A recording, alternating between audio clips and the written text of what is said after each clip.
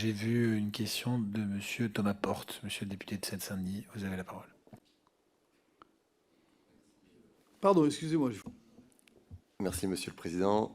Monsieur le Président, plusieurs questions.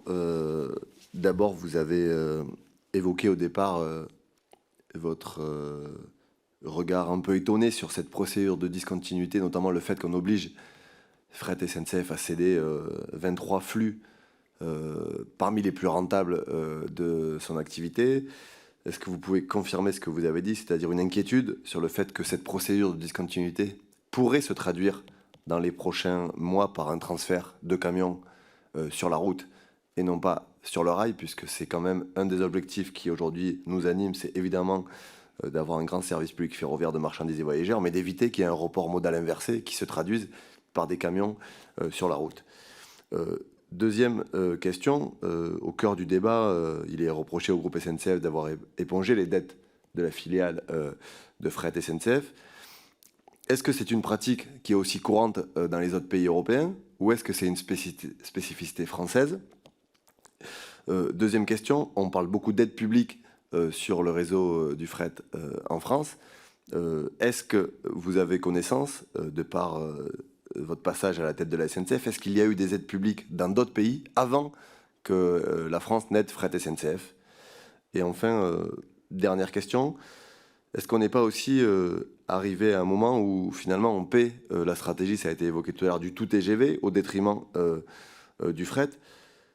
Parce que moi je suis toujours un peu surpris parce qu'on parle de l'infrastructure qui est en mauvais état, qui a un besoin d'investir, de la rénover pour relancer le fret. Mais j'ai l'impression que quand on interroge tous les dirigeants de la SNCF depuis les 20 dernières années, tous livrent le constat d'un réseau qui n'est pas à la hauteur, d'un besoin d'investissement. Le constat finalement qui était le vôtre à l'époque, on le retrouve aujourd'hui 20 ans après. Donc moi j'ai une question, pourquoi, si on sait depuis 20 ans que le réseau n'est pas à la hauteur, qu'il fallait de l'investissement massif, pourquoi ça n'a pas été fait et pourquoi on a laissé mourir ce réseau qui permettrait aujourd'hui d'avoir un opérateur fret public de haut niveau, parce que vous avez parlé notamment du fait qu'il fallait que les marchandises arrivent des ports pour les mettre sur le rail. On a un problème d'intermodalité avec les marchés d'intérêt nationaux, avec les ports. On a un certain nombre d'embranchements temporaires qui sont inutilisables du fait de l'abandon. Donc le wagon isolé n'est plus utile parce qu'il ne dessert plus les entreprises de proximité. Pourquoi, pendant 20 ans, si ce constat a été fait, selon vous, il n'y a pas eu d'investissement massif sur le réseau pour permettre qu'il y ait une régénération permanente et ne pas arriver à une situation qui est aujourd'hui dramatique pour notre réseau ferroviaire? Je n'ai pas dit que la décision de Bruxelles allait se traduire par un transfert du rail vers la route. J'ai dit que ça ne ferait pas un camion de moins sur les routes. Ce qui n'est pas pareil. C'est-à-dire qu'il n'y a pas de raison que ça entraîne un camion de moins sur les routes. J'ai tenu ensuite un raisonnement de bon sens qui est que si on enlève des trafics rentables à une activité qui ne l'est pas, évidemment, on n'améliore pas la rentabilité globale du fret. Ça, c'est clair. Et ça veut dire que la situation du fret va être, dans les prochaines années, une situation relativement difficile du fait de ces trafics qui lui ont été enlevés. Vous m'interrogez sur l'attitude de la Commission. La Commission, elle a une pensée, elle a au moins de la cohérence. Elle n'aime pas les entreprises publiques de monopole. Voilà. Et donc, il se trouve que je m'intéresse actuellement au dossier de EDF pour d'autres raisons, et je constate que les mêmes perceptions, on les retrouve à la Commission sur la SNCF. La SNCF a toujours été soupçonnée, j'emploie un terme peut-être excessif, soupçonnée d'être assis sur une sorte de monopole qui lui permettrait d'abord de ne pas faire d'efforts, de ne pas aller chercher de nouveaux clients, et qu'il fallait qu'il y ait de la concurrence pour stimuler le marché, le développer. Bon.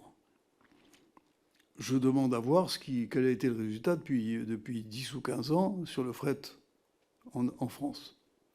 Parce que les difficultés que j'évoque pour le fret de SNCF sont les mêmes pour les concurrents. Pas de massification du trafic, les infrastructures pas disponibles. Les autres, c'est pareil. Hein. Bon. Donc,